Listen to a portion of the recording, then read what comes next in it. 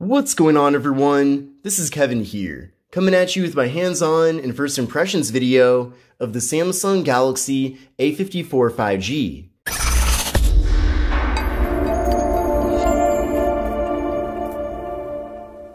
If you're not following me on Instagram, then definitely make sure to do that now. I've got behind-the-scenes content, short-form videos, live streams, and more that you can't find anywhere else. Now, this device was recently launched by Samsung, and it is the successor to last year's Galaxy A53 5G.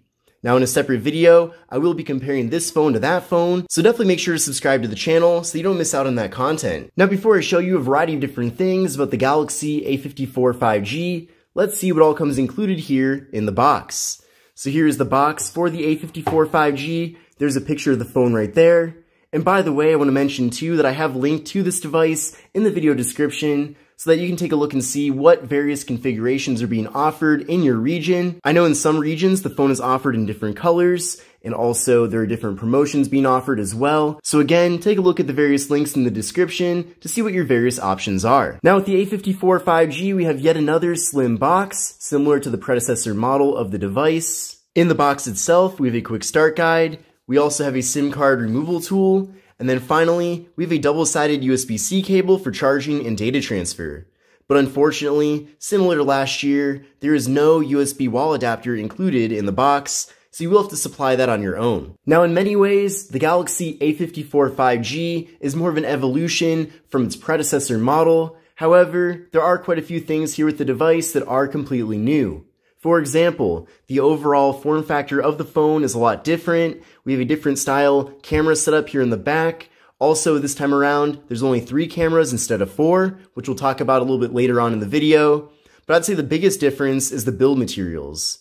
Now, this phone does still have a plastic band running around the sides, but this time around, the material on the back of the device is glass instead of plastic. So we have a glass display, of course, which is made of Gorilla Glass 5, and then on the back of the phone, we have glass as well. So that change in itself certainly makes this phone look and feel a lot more premium. Now with the Samsung Galaxy A54 5G, we have a very large 6.4-inch display. Now this display features Super AMOLED as the display type, and it does feature a 120Hz refresh rate. So overall, when navigating around the phone and looking at the display, everything looks and feels very premium here. The display is very bright, we're getting excellent colors, we're also getting really good viewing angles as well, so this phone seems a lot more expensive than it actually is. Now the display itself is 1080p, so that makes this phone excellent for viewing video content. We have a PPI of 403, we have a 19.5 by 9 aspect ratio, so a more narrow but taller form factor, and we have an 82.9% screen-to-body ratio. So overall, we have pretty small bezels all around the device. Another awesome thing too is that we have a hole punch for the front-facing camera, and the actual hole punch is very small, and that front-facing camera is 32 megapixels. Now internally here, with the device, we're getting 128 gigabytes of storage, along with microSD card expansion. So I know many longtime Samsung customers are very disappointed that the flagships that the company offers, such as the S series, no longer offer microSD card expansion. So if you still really want that feature, then at least know that you can always go for the Galaxy A54 5G. Now unfortunately, there is no wireless charging with this device, but that is pretty consistent with any of Samsung's A series phones. But we do have an in-display fingerprint sensor, so we'll give that a try right now. And that's very fast and accurate and responsive.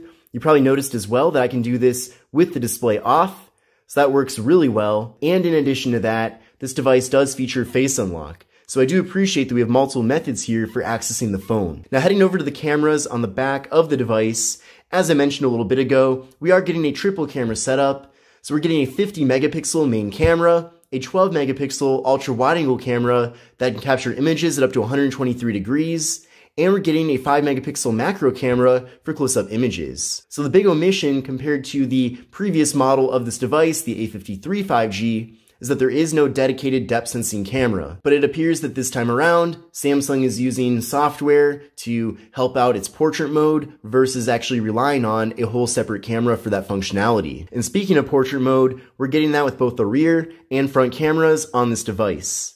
And stay tuned for my full review video of this phone here on the channel, as I'll be doing a pretty deep analysis into the actual camera quality that we're getting here. Now here's how things look on the camera app on the device. This is with the main rear camera right now. Then from here, we can switch over to the ultra wide angle camera to fit a lot more content into the frame. So I'm a big fan of the ultra wide camera. It really comes in handy in a lot of situations, and especially when I'm traveling. Then from there, we can head over to the other options, go to the More tab, and you can go to the macro camera and get very close up and have things be in really good detail. And overall, I've been really happy so far with the various cameras on this device, but I certainly will want to spend a lot more time with it before I give you my full opinions of it. But we can also head over to portrait mode to get those nice blurred out backgrounds. There's also a blur slider here, so you can adjust that further. And then we can flip around to the front-facing camera to take portrait selfies. So there's me right there. You also have the blur slider here as well. And then if you want to, you can even do a group selfie so that things crop out a little bit. In addition to that, if you just want to take standard selfies, you do have that ability as well. So in general, a lot of different features here related to the various cameras here on the device. And I do appreciate that they were able to get rid of the depth sensing camera while still retaining all the various abilities that that camera did offer. So I'm all for simplicity. And I'm sure also nowadays with the innovations related to AI and all those various software functionalities, they're able to do a lot more with a lot less. Now internally, with the Galaxy A54 5G, there's quite a bit to like here. So we're getting 6 GB of RAM paired up with the Samsung Exynos 1380 processor. Now with that processor, you should expect to get mid-range performance. So what I mean by that is, this phone will be fine for most tasks that you do on a smartphone. So phone calls, text messages, going on social media, browsing the web, email, watching video content, even doing most games on the phone. All those things will work great here on the device. Really, you're going to run into some frustrations if you're playing high-performance games or doing things like video editing. And if you are using this phone all the time, maybe it's your business phone, for example, and you're just constantly on your device, or maybe you're someone who is always on their phone. You might notice some frustrations here. You might want to spend a little bit more money on something a little bit more premium, so that you don't have to deal with any potential slowdowns into the future. But for most typical smartphone users, I feel like you'll be very happy with everything that this device has to offer regarding the processor and RAM that we're getting with it. And then another benefit with this processor, and as the name of the phone does imply, the Samsung Galaxy A54 5G is compatible with 5G networks. So at this point in 2023, I do think you can get by without 5G, but at the same time, I don't see a reason to spend all the time and effort to get a brand new smartphone and not have it work with your carrier's latest and greatest network. I ran a benchmark test with the Galaxy A54 5G on Geekbench 6, and here are the scores in that test. You can see I got a single core score of 1004 and a multi-core score of 2788. Now what I recommend doing is running this test on your current phone and then compare your scores to these scores to see how the Galaxy A54 5G compares. Another thing I want to mention as well is that this phone does support 4K video recording for both the front and rear cameras. So that's definitely an excellent thing to see. Now as far as battery capacity goes, we're getting a very large 5,000 milliamp hour internal battery with the Galaxy A54 5G. So along with that, we are getting up to 25 watt fast charging. Now keep in mind, if you want to get the full 25 watt fast charging, you do need a 25 watt wall adapter.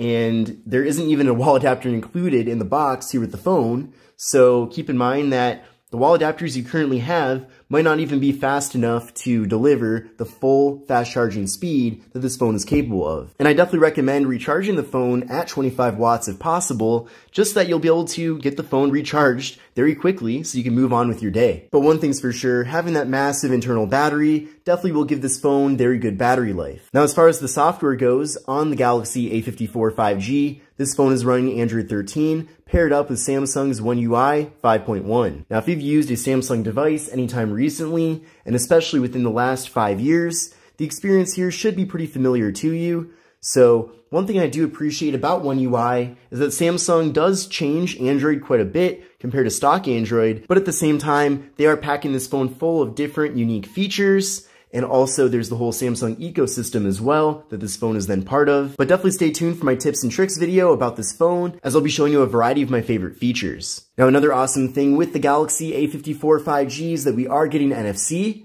So if you want to use tap and pay with this device to make mobile contactless payments, you can do that. You can do it with either Samsung Pay or Google Pay, so that's really awesome. The phone also features IP67 dust and water resistance, which means that it can go underwater for up to 1 meter for up to 30 minutes. And then another awesome thing with this device is that it does have stereo speakers. So what I mean by that is that when you're watching a video or listening to music, you'll be getting audio coming out of both the main speaker on the bottom of the phone, but then also the earpiece. So that does give you a much more immersive audio listening experience. But now that I've discussed many of the major features and specifications of the Samsung Galaxy A54 5G, let's take a closer look at the hardware of the device. Now, as I mentioned earlier on in the video, this phone is being offered in a variety of different colors, which does differ based on the region that you're in. Now, this device is in violet, so if you're curious, that's the color of the phone.